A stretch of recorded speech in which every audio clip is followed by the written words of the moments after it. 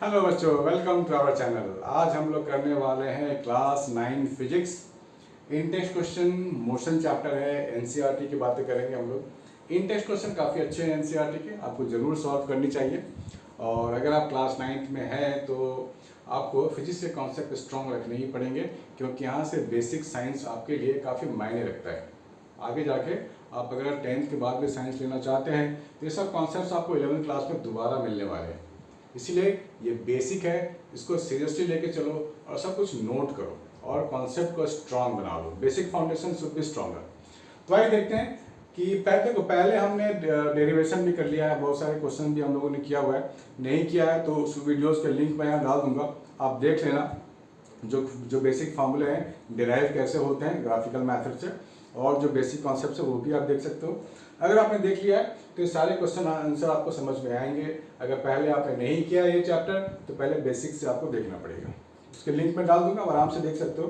1 our में पूरा आपका बेसिक्स जो है डेरिवेशन के साथ खत्म हो जाएगा। उसके बाद आप क्वेश्चन आंसर में आ सकते हो। तो आइए बच्चों स्टार्ट करते हैं। हमारे पास ये एनसीईआरटी के क्वेश्चन है।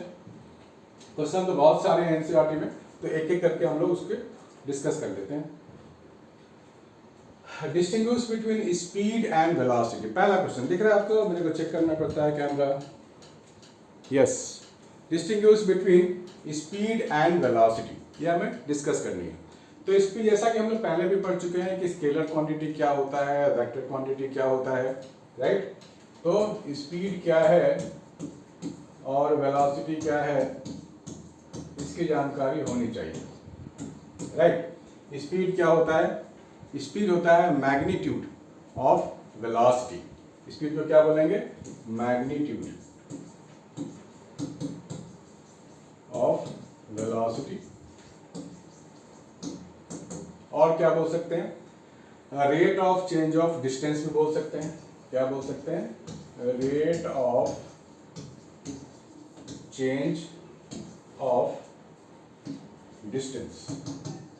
Rate of change of distance, ठीक है ना, इसी को बोलते हैं स्पीड। तो मैग्नीट्यूड ऑफ वेलोसिटी कह लो या rate of change of distance कह लो, उसको हम लोग स्पीड बोलते हैं। It is a scalar quantity, क्योंकि इसके पास कोई भी डायरेक्शन नहीं होता, ठीक है ना। अगर मैं बोलूं कि Ram is cycling at 10 kilometre per hour. Ram is cycling at 10 kilometre per hour, इसका मैग्नीट्यूड है, वैल्यू गिवन है। ये कहाँ जा रहा है डायरेक्शन मेंशन नहीं है, that means it's speed, right. लेकिन मैं बोलूं कि Ram is cycling at 10 kilometre per hour towards east. तो यहाँ पर मैग्नीट्यूड भी है और डायरेक्शन भी है, ईस्ट की ओर साइकिल चलाता हुआ जा रहा है, राइट। यहाँ दोनों है। तो velocity is a vector quantity, ठीक है ना। Velocity is a vector quantity, इसके पास डायरेक्शन भी है और मैग्नीट्यूड भी है। इसको हम लोग डिफाइन कर सकते हैं rate of change of displacement.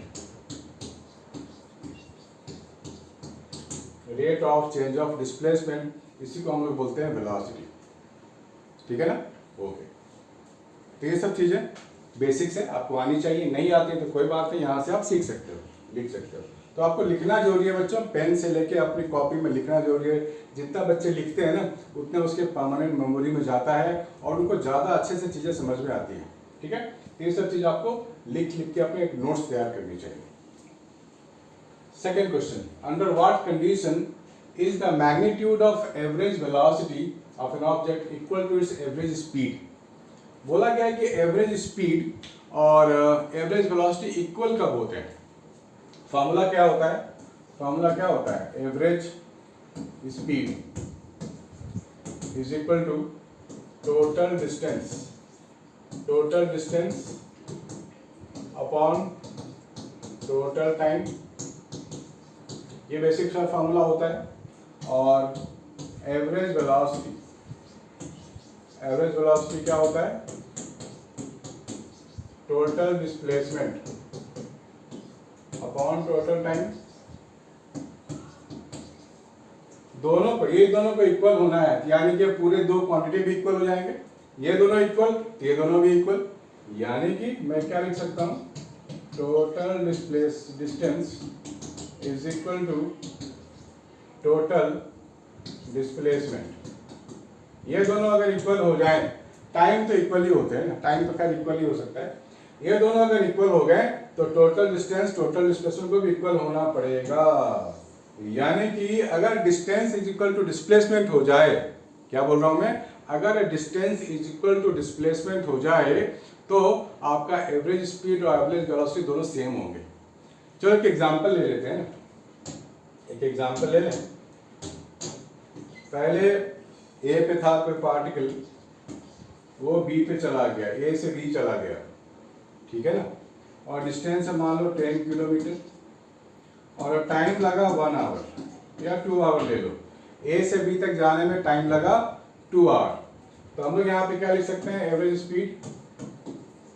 Average speed क्या लिख सकते हैं, टोटल डिस्टेंस बाय टाइम। तो टोटल डिस्टेंस कितना है, 10 किलोमीटर अपॉन 2, 10/2 यानी कि 5 किलोमीटर पर आवर, ठीक है ना। और हम अगर डिस्प्लेसमेंट की बात करें तो ए से बी तक, भाई इनिशियल ये है, फाइनल ये है, इनिशियल और फाइनल पोजीशन को जोड़ने वाले को ही तो डिस्प्लेसमेंट बोलते हैं। इनिशियल और फाइनल पोजीशन को जोड़ने वाले लाइन को ही तो हम लोग डिस्प्लेसमेंट बोलते हैं। तो एवरेज वेलोसिटी क्या बोलेंगे, एवरेज वेलोसिटी क्या बोलेंगे हम लोग, total distance by total time, तो 5 किलोमीटर पर आवर हो गया। 5 दोनों का आंसर सेम होगा, दोनों की मैग्नीट्यूड सेम होगी, ठीक है ना। तो इस केस में जब एक पॉइंट से दूसरे पॉइंट ही जाना हो, यानी कि डिस्टेंस इक्वल टू डिस्प्लेसमेंट हो जाए, तो average speed is equal to average velocity होती है। ठीक, आगे बढ़ते हैं। What does the odometer of an automobile major.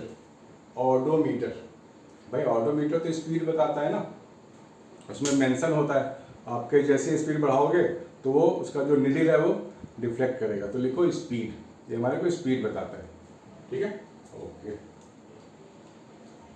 What does the path of an object look like when it is in uniform motion. Uniform motion, what does the path of an object look like when it is in uniform motion. Uniform motion का क्या मतलब होता है, uniform motion का क्या मतलब होता है, देखिए यूनिफॉर्म मोशन का क्या मतलब होता है कि जो हमारे पास rate of change of distance है that is same in equal time interval. आप क्या लिख सकते हो, distance, same distance covered in same time interval, ये आप लिख सकते हो, same distance covered in same time interval, in same time interval।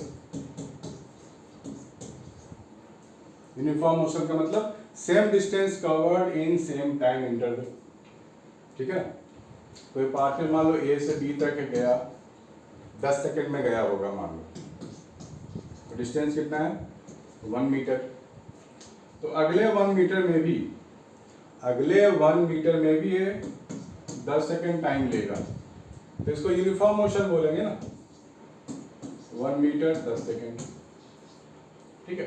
तो जब भी यूनिफॉर्म मोशन होगा तो हमारे को वो बोल रहा है कि what is the path, path कैसा होगा, तो बोलेंगे लीनियर पाथ होगा, ठीक है, लीनियर पाथ। लीनियर पाथ को हम लोग 1 डायमेंशन मोशन भी बोलते हैं, क्या बोलते हैं, 1 डायमेंशन, एक ही लाइन में मूव कर रहा है वो लीनियर पाथ है, तो बोलेंगे 1 डायमेंशन मोशन यूनिफॉर्म मोशन होता है वो। आगे बढ़ते हैं।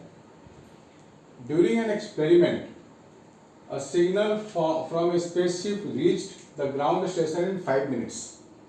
What was the distance of the spaceship from the ground station? The signal travels at the speed of light, that is 3 into 10 to the power 8 meter per second, ठीक है ना, ठीक है। तो यहां पे हमारे को बतानी है, क्या बतानी है, फिर से पढ़ते हैं।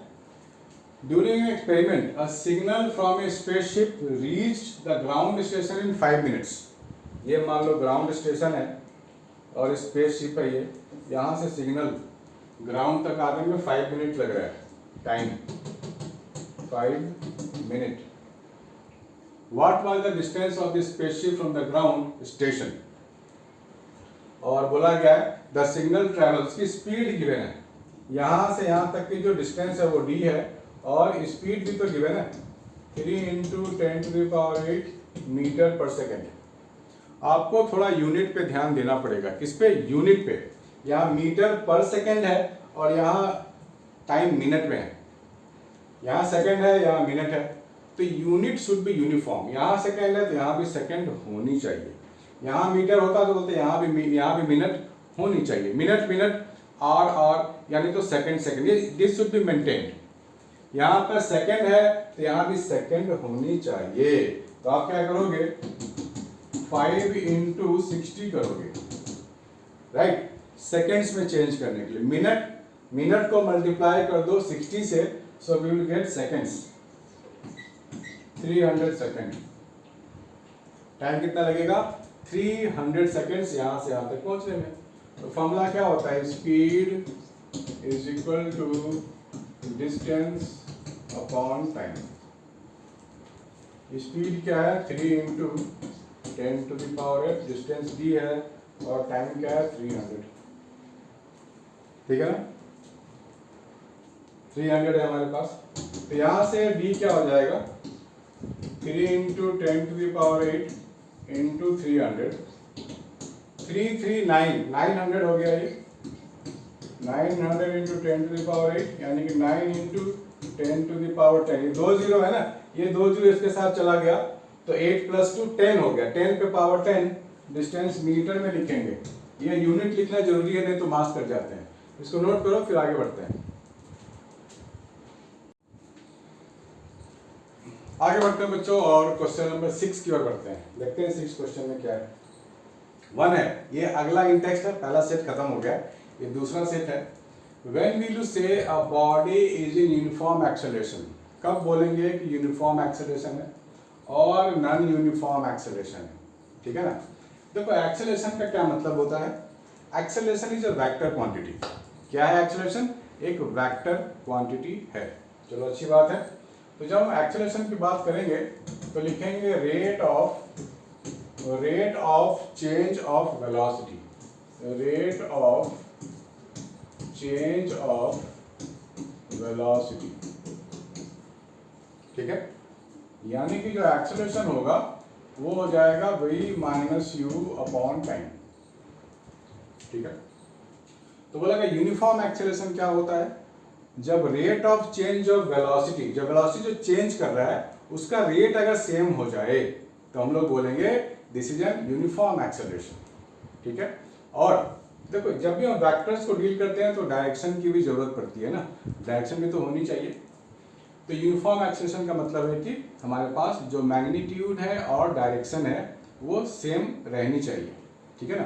कोई बॉडी अगर एक्सेलरेट कर रहा है तो एक्सेलरेट करे, मान लो पहले वेलोसिटी है 10 मीटर पर सेकेंड, इसके बाद वेलोसिटी हो गई 20 मीटर पर सेकेंड, और इसको चेंज करने के लिए ये चेंज कितना हुआ 20 - 10 का चेंज हुआ ना, इस 10 को चेंज करने के लिए मान लो 1 मिनट लगता है, राइट। फिर 20 से 30 मीटर पर सेकेंड होने के लिए भी 1 मिनट लगनी चाहिए, ठीक है ना। और 30 से 40 मीटर पर सेकेंड होने के लिए भी 1 मिनट चाहिए। This is called uniform acceleration, ठीक है। तो यूनिफॉर्म एक्सेलरेशन को ग्राफ में भी आप देख सकते हो, this is velocity and this is time. तो जब भी हम यूनिफॉर्म एक्सेलरेशन की बात करेंगे तो आपको ये स्ट्रेट लाइन मिलनी चाहिए। स्ट्रेट लाइन का मतलब uniform acceleration, rate of change of velocity uniform, ठीक है। या तो यहाँ से स्टार्ट हो, या अगर नहीं वेलोसिटी ऐसा भी हो सकता है, ऐसे भी हो सकता है। This is uniform acceleration, straight line, velocity time graph में जब आपको स्ट्रेट लाइन मिले दैट मीन्स यूनिफॉर्म एक्सेलरेशन, ठीक है ना। दूसरी बात बोलिए नॉन यूनिफॉर्म कब होगा, जब वेलोसिटी का जो रेट ऑफ चेंज है वो अनइक्वल हो जाए, ठीक है ना। 10 से 20 मीटर तक में 1 मिनट लगा, लेकिन 20 से 30 मिनट 30 मीटर पर सेकंड होने में 2 मिनट लग गए, फिर 30 से 40 होने में 1 मिनट, तो टाइम अलग अलग हो गया। Change in velocity is same but time gap is different, तो इसको क्या बोलेंगे? Non uniform. नॉन यूनिफॉर्म का ग्राफ कैसा होना चाहिए? नॉन यूनिफॉर्म का ग्राफ कुछ ऐसा होगा, कुछ ऐसा होगा। This is velocity and this is time. कभी ग्राफ नीचे आ रहा है, कभी फ्लैट हो रहा है, फिर नीचे आ रहा है, हम बोलेंगे नॉन यूनिफॉर्म एक्सेलरेशन। इस दौरान एक्सेलरेशन कुछ और है, इस दौरान एक्सेलरेशन कुछ और है, इस जर्नी में एक्सेलरेशन कुछ और है, राइट। तो जब भी आपको उल्टा पुल्टा साइन मिले, राइट, यहाँ पे आप देखो लाइन ऊपर जा रहा है, फिर लाइन फ्लैट हो गया, और ये वेलोसिटी टाइम ग्राफ है, तो आप डिफाइन कैसे करोगे? Equal change in velocity in unequal time interval. क्या बोला मैंने? Equal change in velocity in unequal time interval, this is called non uniform acceleration. ठीक है, equal change in velocity in equal time interval. क्या बोला मैंने? Equal change in velocity in equal time interval, that is called uniform acceleration. ठीक है बच्चों, लेकिन equal change in velocity in unequal time, that is called non uniform. Non uniform का graph ऐसा होगा, नॉन यूनिफॉर्म एक्सेलरेशन है ये। Velocity time graph का स्लोप आपको क्या देता है? एक्सेलरेशन देता है, राइट। वेलोसिटी टाइम ग्राफ का स्लोप देता है एक्सेलरेशन। ये हमने पहले डिस्कस किया हुआ है वीडियो नंबर 1 में, आप चाहो तो वहां जाके देख सकते हो। तो इसको नोट करो, फिर आगे बढ़ते हैं बच्चों।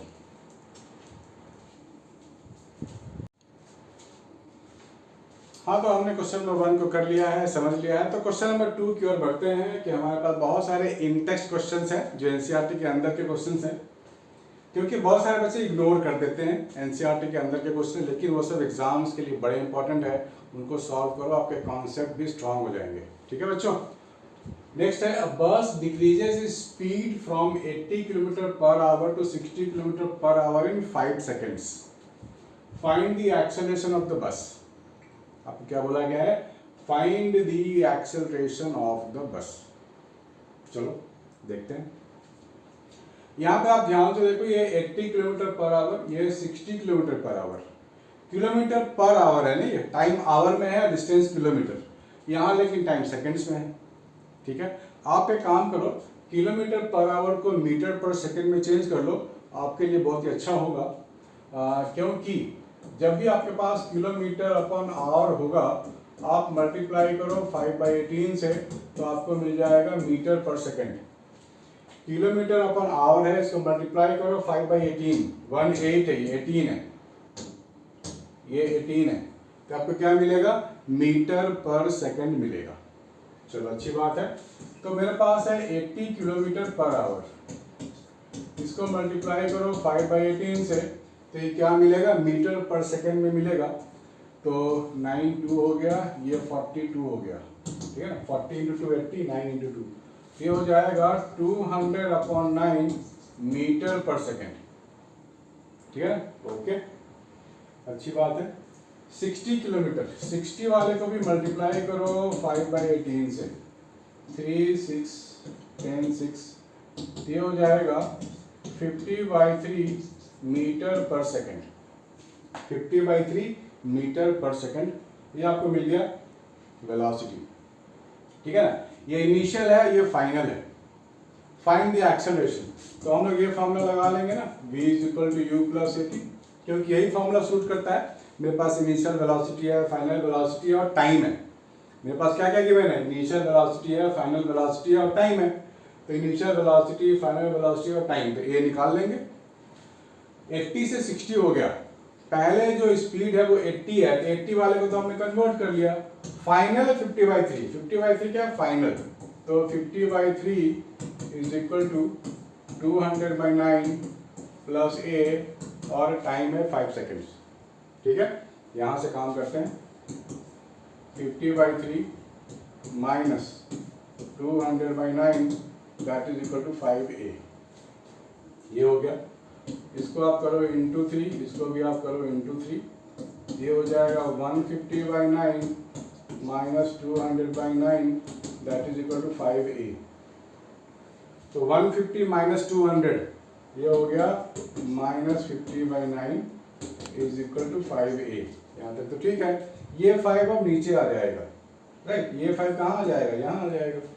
तो आप क्या लिखोगे, -50/9 into 5 is equal to a। ये हो गया -10/9। ये क्या मिल गया, -10/9 मीटर अपॉन सेकेंड स्क्वायर। ये ठीक है ना। तो ये आपको मिल गया एक्सेलरेशन, ठीक है ना। इसके आगे बढ़ते हैं, थोड़ा सा इसके आगे निकलते हैं। ये आगे जो है ट्रेन की बातें हो रही है, ट्रेन की journey. Train starting from A railway station and moving with uniform acceleration at A speed 40 km/h in 10 minutes. Find its acceleration. ठीक है। Train starting from railway station से स्टार्ट हुई है और moving with uniform acceleration uniform है and speed 40 km/h in 10 minutes. Okay, चलो अच्छी बात है। 40 km/h in 10 minutes है। तो स्टार्टिंग में आपको कुछ स्पीड गिवन नहीं है, तो स्टार्टिंग में आप जीरो ले सकते हो कि स्टार्टिंग में ट्रेन की स्पीड जीरो रही होगी, रेस्ट से स्टार्ट हुआ होगा। तो आप ले लो u की वैल्यू 0 और फाइनली v है 40 km/h और टाइम है कितना, 10 मिनट्स। ठीक है। तो आप क्या कर सकते हो, मिनट को आवर में चेंज कर सकते हो क्योंकि यहाँ पर km/h है, आवर यहाँ पे टाइम है, तो आपको यहाँ भी आवर टाइम होने चाहिए। तो 10 मिनट्स डिवाइड बाय 60 करोगे तो 1/6 आवर आपको टाइम मिलेगा। ठीक है, 1/6 आवर। तो फाइंड कर लेते हैं acceleration. v is equal to u plus 80। ठीक है। फाइनल वेलोसिटी कितनी, 40 है, u 0 है, a पता नहीं है, टाइम 1/6 है। ये क्या हो जाएगा, 40 इज इक्वल टू a/6। 6 को इधर लाओ, 240 मीटर पर सेकेंड स्क्वायर, सॉरी km/h होगा, मीटर पर सेकेंड स्क्वायर इस केस में नहीं होगा। एक्चुअली आदत हो गई है मीटर पर सेकेंड स्क्वायर लिखने की। तो यहाँ पे हो जाएगा km/h का square, this is acceleration. 240 km/h this is acceleration. ठीक है बच्चों, इसको नोट करो, फिर आगे बढ़ते हैं।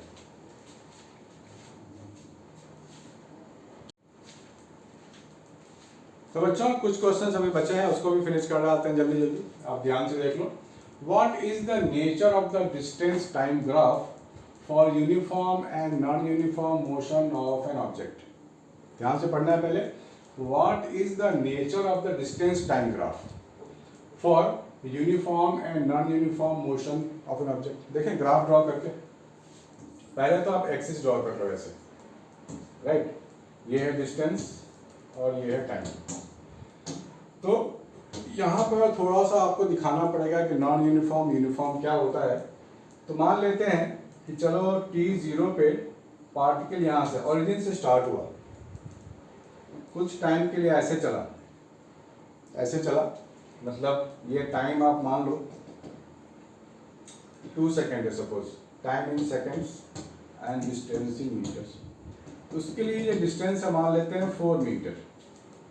2 सेकेंड में 4 मीटर चला, चलो अच्छी बात है। और आगे बढ़ा, ये 4 सेकेंड का मार्क है, ठीक है ना। यानी कि ये जो गैप है, टाइम गैप 2 सेकेंड, तो 2 सेकेंड में तो 4 मीटर चलता है। जैसे यहाँ पे शुरू में था 2, मैं यूनिफॉर्म की बात कर रहा हूँ, यूनिफॉर्म मोशन। ग्राफ कैसा होगा ये पूछ रहा है आपसे। 2 सेकेंड में 4 मीटर, तो अनदर 2 में भी तो 4 होनी चाहिए ना। तो उसके लिए आपको यहाँ क्या आनी चाहिए, 8 आनी चाहिए। इस 2 सेकेंड में 8 मीटर, पहले 2 सेकेंड में 4 मीटर, इस 2 सेकेंड में भी तो 4 मीटर हो गया, राइट। ओके, फिर आगे बढ़ेंगे 6 सेकेंड, तो इसमें कितनी होनी चाहिए, 12 मीटर। 2-2 सेकेंड का गैप, इधर 4-4 का गैप मेंटेन है, यानी कि यूनिफॉर्म मोशन है। ठीक है बच्चों, समझ में आ रही बात है। यहाँ 2 सेकेंड 4 मीटर, फिर 2 सेकेंड फिर से 4 ऐड हो गया, फिर 2 सेकेंड फिर से 4 ऐड हो गया। तो इसको बोलते हैं यूनिफॉर्म। ये यूनिफॉर्मली इंक्रीज कर रहा है, ठीक है। नॉन यूनिफॉर्म में क्या होगा डिस्टेंस टाइम ग्राफ, वो भी देख लेते हैं। नॉन यूनिफॉर्म में क्या होगा वो भी देख लेते हैं। ये हमारे पास लाइन है और मान लो ओरिजिन से स्टार्ट हो रहा है, this is distance in metre and this is time in second. Origin से स्टार्ट हुआ है, मान लो ये 1 सेकेंड है, ये 2 मीटर जा रहा है, ठीक है। और अगले 1 सेकेंड में यानी कि 2 सेकेंड हो गया, ये 4 मीटर चला गया, ठीक है ना। तो स्लोप थोड़ा ऊपर की ओर उठ जाएगा, स्पीड बढ़ गई, स्पीड बढ़ गई, स्लोप ऊपर। हो सकता है कि वो रेस्ट पे ही रहा होगा, 1 2 या 4 सेकेंड का मार्क, 2 सेकेंड रेस्ट, फिर हो सकता है वो वापस आ गया होगा। इसको बोलेंगे नॉन यूनिफॉर्म। 1 सेकेंड में 2 मीटर, फिर अगले 1 सेकेंड में 3 मीटर 2 मीटर चला गया, उसके बाद ये रेस्ट पे रह गया, उसके बाद फिर ये रेस्ट पे आ गया। टाइम t 0 6, टाइम हो गया 6 सेकेंड, डिस्टेंस विल बी 0। तो यहाँ तक तो ठीक है, 1 सेकेंड में 2 मीटर, फिर 1 सेकेंड में 2 मीटर, यहाँ तक तो ठीक है। इसके बाद देखो रेस्ट करने लगा, अगले 2 सेकेंड में कहीं गया ही नहीं, जानी चाहिए थी ना अकॉर्डिंग टू दिस ग्राफ, लेकिन वो कहीं नहीं गया, इसको बोलेंगे नॉन यूनिफॉर्म। फिर क्या हो गया, 2 सेकेंड में ये डिस्टेंस 0 हो गया, यानी कि वापस आ गया, इस पॉइंट पे आ गया, मतलब डिस्टेंस विल बी 0। ये हो गया नॉन यूनिफॉर्म, नॉन यूनिफॉर्म। और इसको क्या होगा, यूनिफॉर्म मोशन, ठीक है। आगे बढ़े, आगे बढ़ते हैं। What can you say about the motion of an object whose distance time graph is a straight line parallel to the time axis? ध्यान से देखना है आपको, ये डिस्टेंस है, ये टाइम है, straight line parallel to the time axis. ये टाइम एक्सिस है ना, स्ट्रेट लाइन आप ऐसे ड्रॉ करोगे, parallel line parallel to time axis. तो आप देख पा रहे हो कि किसी पर्टिकुलर पॉइंट पे, पॉइंट ए पे टाइम कुछ है, टाइम की वैल्यू t1 है, ठीक है ना। पॉइंट बी पे अगर आप देख रहे हो, टाइम की वैल्यू बढ़ गई, टाइम की वैल्यू बढ़ गई, आगे और मार्क करोगे आप, टाइम की वैल्यू फिर से बढ़ गई, लेकिन हर एक पॉइंट पे डिस्टेंस तो वही है ना, हर एक पॉइंट पे डिस्टेंस तो वही दिखा रहा है। That means the body is not moving. अगर आप सी की बात करोगे, टाइम तो बढ़ती जा रही है, t1 t2 t3, बट इसके कॉरेस्पॉन्डिंग जो डिस्टेंस है वो नहीं बढ़ रही, ठीक है बच्चों। तो इसको क्या बोलेंगे, the body is at rest, the body is at rest, ठीक है ना, बढ़िया। आगे बढ़े, okay. What can you say about the motion of an object if its speed time graph is a straight line parallel to the time axis? अच्छी बात है ये टाइम एक्सिस हो गया और ये स्पीड हो गया, ये स्पीड और ये टाइम। यहां बोला गया है straight line parallel to the time axis, ऐसे, यानी कि speed is not changing, speed is not changing, time is increasing but speed not changing, यानी कि कांस्टेंट स्पीड। यहां क्या लिखेंगे, the body is moving, the body is moving with constant speed, ठीक है, the body is moving with constant speed. ये हमारे पास graph आ गया, ठीक है ना। ग्राफ ड्रॉ करके आपको पूछा जा सकता है कि किस पोजीशन के लिए ग्राफ है, एक्सप्लेन द ग्राफ, तो लिख सकते हैं हम लोग ऐसे। चलो अच्छी बात है। What is the quantity which is measured by the area occupied below the velocity time graph. तो पहले वेलोसिटी टाइम ग्राफ ड्रॉ कर लो, right, velocity time graph draw कर लो। ये है वेलोसिटी टाइम ग्राफ, हमने यहाँ पर v दे दिया, हमने यहाँ पर टाइम दे दिया, बढ़िया ना वेलोसिटी टाइम ग्राफ। तो मान लो वेलोसिटी टाइम ग्राफ कुछ ऐसा कुछ है, दिस वन, मान लेते हैं ऐसा कुछ है। तो बोला कि एरिया जो हम निकालेंगे ना, area is in this graph, velocity time graph का एरिया, ये आपको क्या देगा, ये पूछ रहा है क्या देगा। तो दो चीजें आपको दे सकता है ये एरिया, दो चीजें दे सकता है, या तो डिस्टेंस या नहीं तो डिस्प्लेसमेंट, ठीक है ना। डिस्टेंस या नहीं तो डिस्प्लेसमेंट। जब हम डिस्टेंस की बात करेंगे तो नेगेटिव एरिया भी पॉजिटिव लेनी पड़ेगी। अब बोलोगे नेगेटिव एरिया क्या है, वो भी मैं समझा देता हूँ आपको। हो सकता है ग्राफ नीचे चला गया हो फिर ऐसे आके ऐसे आया हो, तो this is the negative area ना, तो नेगेटिव आ जाएगा, नेगेटिव आ गया। इसका मेजरमेंट लोगे तो यहाँ से लोगे -2 मान लेते हैं, तो इस नेगेटिव एरिया को भी पॉजिटिव लेना पड़ेगा, तो आपको मिल जाएगा डिस्टेंस, राइट। सबको एरिया निकाल लेंगे, इसका एरिया निकाल लेंगे पॉजिटिव करके, तो सबको ऐड कर देंगे तो हमें मिल जाएगा टोटल डिस्टेंस ट्रैवल्ड। और डिस्प्लेसमेंट कैसे निकालेंगे, प्लस को प्लस रखो, माइनस को माइनस रखो और सबको ऐड कर दो, तो आपको क्या मिलेगा, डिस्प्लेसमेंट। ठीक है बच्चों, तो बच्चों आज के लिए हम लोगों ने क्लियर कर लिया है, इसको ध्यान से देखो। थोड़ी सी चीजें और बताऊंगा मैं इसके बाद, उसके बाद ये चैप्टर खत्म है, इंटेक्स वाला खत्म है, इसको नोट कर लो। और कोई भी डाउट होता है आप मुझे बता सकते हो। सर्कुलर मोशन के बारे में थोड़ी सी बातें मैं आपको और बताने वाला हूँ, बने रहिएगा, जाइएगा नहीं। ठीक है बच्चों, एक और क्वेश्चन करके देखते हैं, राइट। एक और क्वेश्चन करते हैं। यहाँ पर हमारे पास जो एनसीईआरटी के क्वेश्चंस है उसमें आपको ये समझना है, कुछ ग्राफिकल रिलेटेड चीजें आपको समझनी है, जो आपको रिमाइंडर के तौर पर मैं आपको दे रहा हूँ। ध्यान से देखना है, ध्यान से समझना है। जब हम लोग सर्कुलर मोशन की बातें करते हैं तो वहां पे कुछ चीजें आपको मालूम होनी चाहिए। सर्कुलर मोशन की जब बातें करेंगे हम लोग,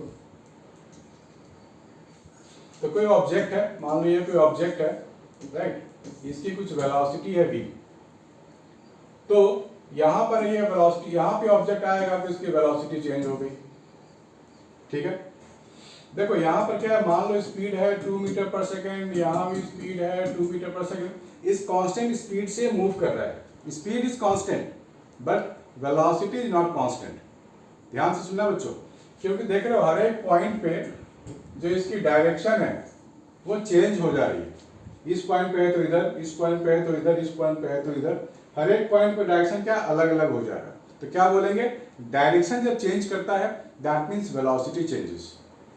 तो इस यूनिफॉर्म सर्कुलर मोशन में ध्यान से देखना है बच्चों, यूनिफॉर्म सर्कुलर मोशन में क्या होता है, में क्या होता है, speed is constant, speed is fixed, right, but velocity is not fixed, velocity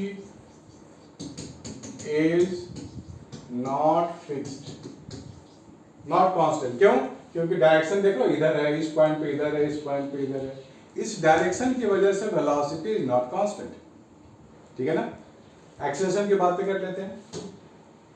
अगर इस पॉइंट की बात करें तो ये सेंट्रीपिटल एक्सेलरेशन ए सी दिखाते हैं, सेंट्रीपिटल। इस पॉइंट की बात करें तो दिस इज सेंट्रीपिटल। सेंट्रीपिटल क्या होता है, centripetal acceleration, those acceleration which acts towards the centre of the circular motion, right, which acts toward the centre of the circular motion. ये किधर लगेगा, centre of the circular motion की ओर लगेगा, ऐसे, right, हमेशा सेंटर की तरफ। तो ये जो सेंट्रीपिटल एक्सेलरेशन है ये भी तो कांस्टेंट नहीं हुआ, क्योंकि इसकी डायरेक्शन कीप चेंजिंग। तो आप क्या लिखोगे, centripetal acceleration, centripetal acceleration, acceleration keep changing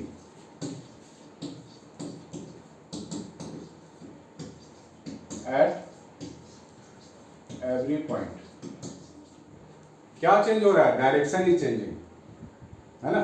centripetal acceleration में क्या लिखते हैं, v² लिखते हैं। मैग्नीट्यूड चेंज नहीं करेगा, magnitude will remain the same but direction keep changing.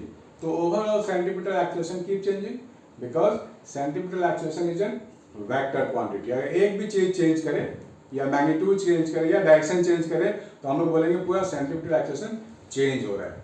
ठीक है बच्चों, तो आज के लिए इतना ही है। और भी क्वेश्चंस आपके लिए जारी रहेंगे, क्वेश्चन भी खत्म नहीं हुए। नेक्स्ट वीडियो में और भी क्वेश्चन आंसर की हम बातें करेंगे चैप्टर मोशन के लिए। आप लोग बने रहिए और देखते रहिए। बाय बच्चों, टेक केयर।